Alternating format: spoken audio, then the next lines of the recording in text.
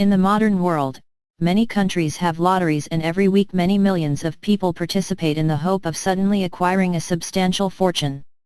A striking thing is that it's often quite disadvantaged and uneducated people who are most enthusiastic about lotteries. We might smile at their folly in getting statistics quite so wrong if they had the wisdom and mathematical intelligence to understand how slim their chances really were. They'd surely never bother.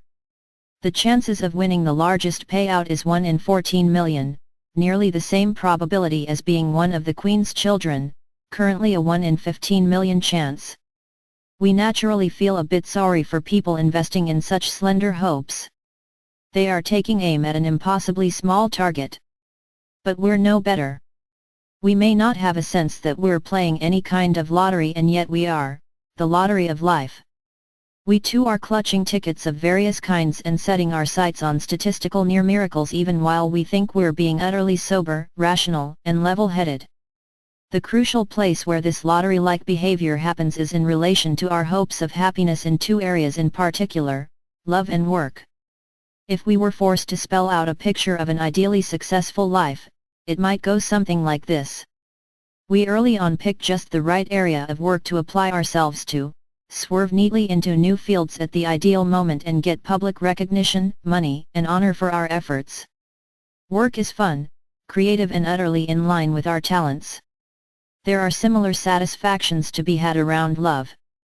After a spate of compelling and passionate relationships, we meet one very special, beautiful, kind, and devoted person who understands us completely, often without us needing to communicate with words. Sex is extraordinary, and children and domesticity never grind us down. We enjoy perfect health and retire with the feeling of having accomplished what we set out to do, and enjoy a dignified, respected old age, admired by our descendants, and occasionally exercising a deft guiding touch behind the scenes as an eminence grise. We die gently in our late 90s of a non-painful illness in a tranquil, flower-filled room, having written a wise and generous will. Such scenarios occur about as often as a payout at the lottery. But, to our surprise, despite our education and apparently realistic and practical natures, we may have strongly invested in some modified version of just this form of phantasm. We don't quite grasp just how rare and strange 90 years on Earth without major disasters in love and work might actually be. Our brains, the faulty walnuts through which we assess reality, have a habit of fatefully misunderstanding statistics. We imagine some things are much more common than they really are. We might suppose that half of new businesses are a great success. In fact, it is less than 2%. We readily suppose that a lot of people have flat stomachs, though in Australia, for instance, only 4% of adults over 45 have a slender physique.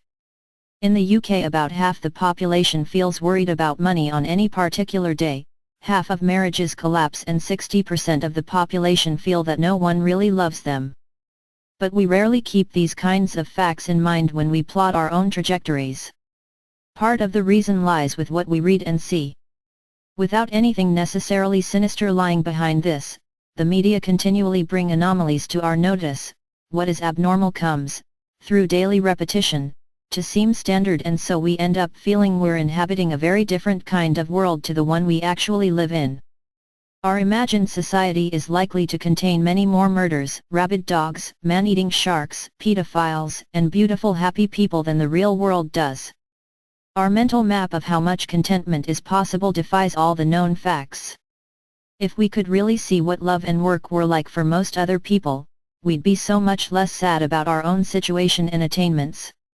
If we could fly across the world and peer into everyone's lives and minds like an all-seeing angel, we'd perceive how very frequent disappointment is, how much unfulfilled ambition is circulating, how much confusion and uncertainty is being played out in private, and how many breakdowns and intemperate arguments unfold with every new day.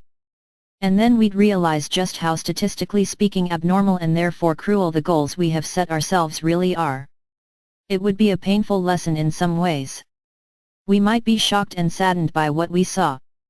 We'd be disappointed, of course, to conclude that in all probability, we wouldn't achieve what we'd hoped for. But in another way it would be a comforting and deeply reassuring experience. We'd feel a little more tenderness towards ourselves for not having in effect won the lottery of life.